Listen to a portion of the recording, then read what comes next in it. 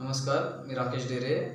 आता आज हा मराठी किंवा हिंदी या विषयावरून जो वाद चालू आहे त्याच्यावरून हा जो कोण मारवाडी आहे ना, हा बोलतो आम्हाला मारहाण केली वगैरे.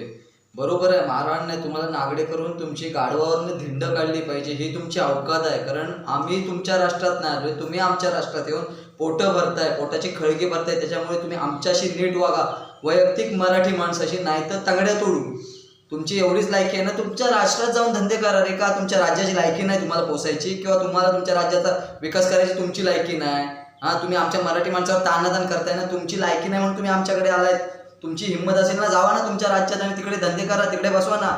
आणि येतात ते येतात, एकटे नाही येत. असे हिजडे कसे 5-10-15 जण येतात नाचत, तसे तुम्ही नाचवताय सगळ्यांना घेऊन. तुमच्या एक नाही आला की पाठनं तुमचे 5-10 जण मेंबर अजून घेऊन येतात. अरे बेंचू, तुमच्या एकट्याच्या गांडीत दम असेल, तुम्ही एकट्याने येऊन कोणीतरी धंदा करून दाखवा ना. येताय तिकडनं कर्ज काढून अपाट आणि आमच्या इकडे धंदे करताय. त्याच्यापेक्षा तुमच्या गावात धंदे करा, तुमच्या राष्ट्रात धंदे करा. कशाला मनसे? अरे तुमच्या गांडीत दम नाही, तुम्ही एकटे त्या राष्ट्राला बोलताय ना.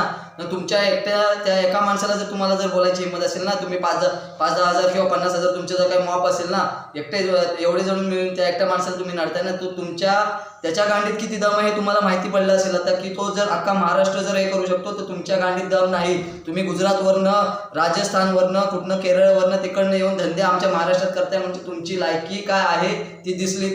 तुमच्या गावात धंदे करायची लायकी नाही, तर तुमची तिथे राहायची लायकी नाही, तुमच्या गावाचा विकास करायची लायकी नाही. हे मी आज सांगतो. फोदरीच्या तुमच्या गांडीत दम असेल, तुमच्या राज्यात निघून जा. लायकी नाही तुमची इकडे राहायची, एवढंच मी सांगू इच्छितो. काय माझ्यावर तुम्हाला करायचं करा. मी पण महाराष्ट्रीयन आहे, मी पण मराठी माणूस आहे, जावा. मी पण एवढं सांगू शकतो, माझ्यात एवढी ताकद आहे. जर राजसाहेब ठाकरेंना कोण लढत असेल ना, मी आजपर्यंत मी कोण एक सामान्य माणूस आहे, पण मी मराठीसाठी मरण्यासाठी तयार आहे. तुम्हाला माझ्याबद्दल काय करायचं करू शकता, एवढं मी सांगू शकतो. जय हिंद, जय महाराष्ट्र.